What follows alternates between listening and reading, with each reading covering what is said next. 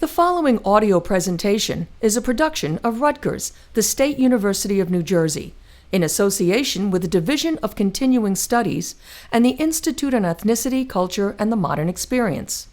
This production was originally funded by the New Jersey Historical Commission and has been remastered by the Rutgers ITV studio.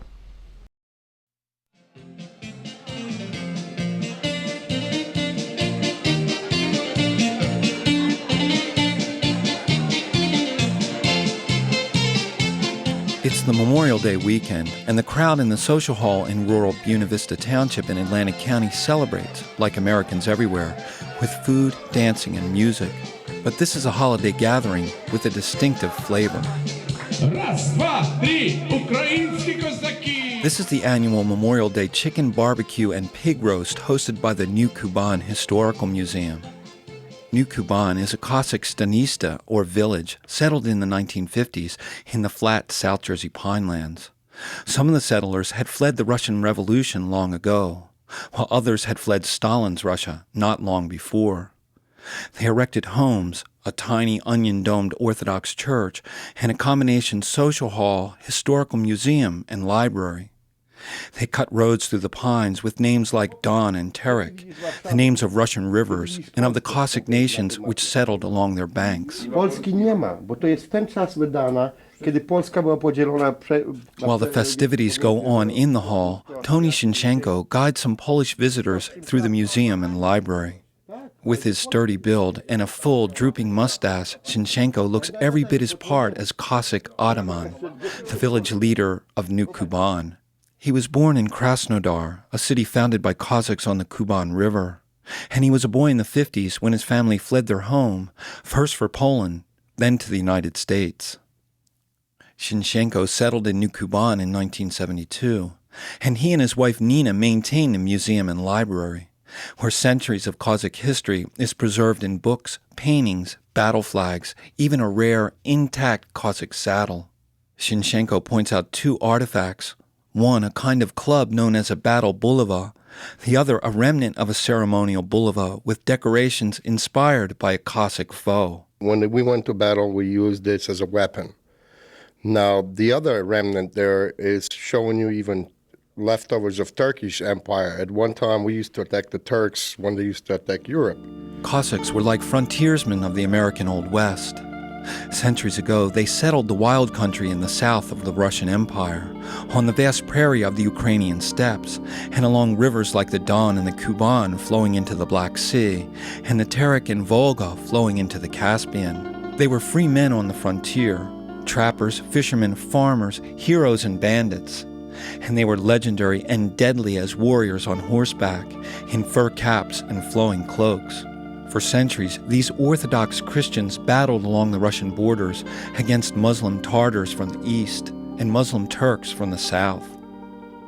Shinchenko points to a small white statue in the museum. The guy that's sitting in the statue, he was Yermak. That was the leader of the Cossacks that went into Siberia and conquered it. And you can see he is thinking, holding a sword in his hand. In the 16th century, Yermak and his Cossacks crossed the Urals like conquistadors. They explored the rivers and terrain like Lewis and Clark, and they opened up Siberia to Russia and the Czars. In the volumes inside the library are tales of Stenka Razin, the 17th century Cossack who led a peasant uprising. And like Robin Hood, his exploits were memorialized in popular songs and ballads.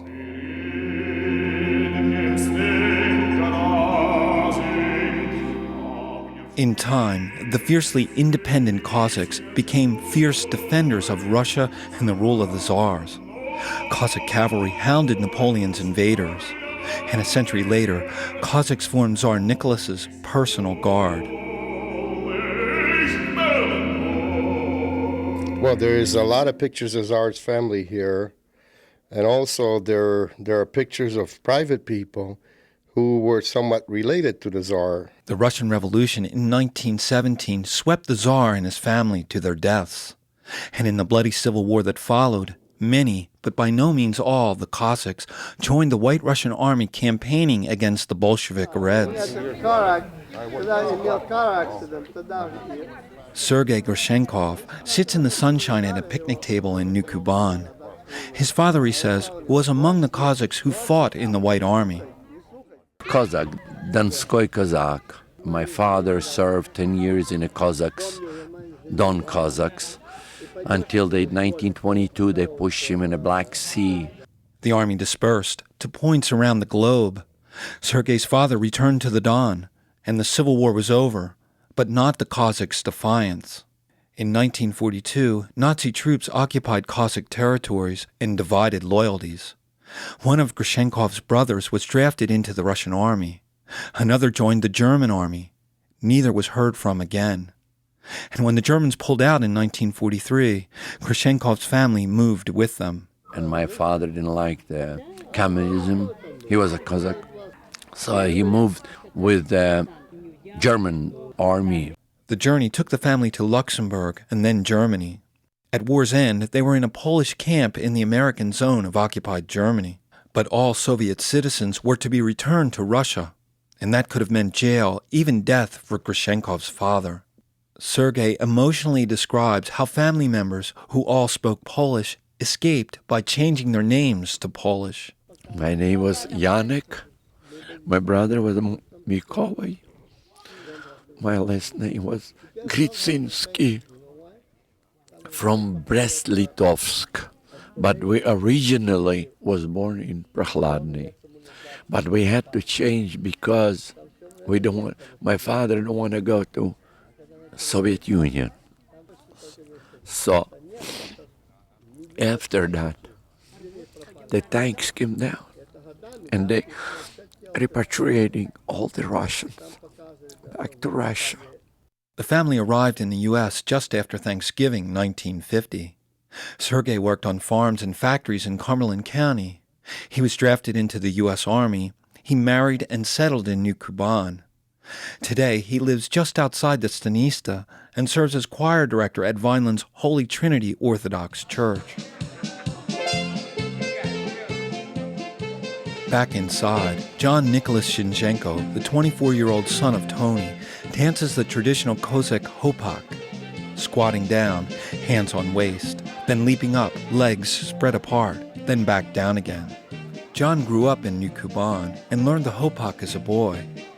And as hard as it is to believe, he says you don't need to be strong to perform it. You just have to stretch a lot, because if you don't, you'd be sore the next day, real sore. The chief characteristics of the Cossack, Tolstoy wrote more than a century ago, were love of freedom, of leisure, of plunder, and of war. The ages may have cooled the Cossacks' love of war and plunder, but judging by Memorial Day in New Kuban, not the love of leisure or of freedom. I'm Paul Conlow for New Jersey Times.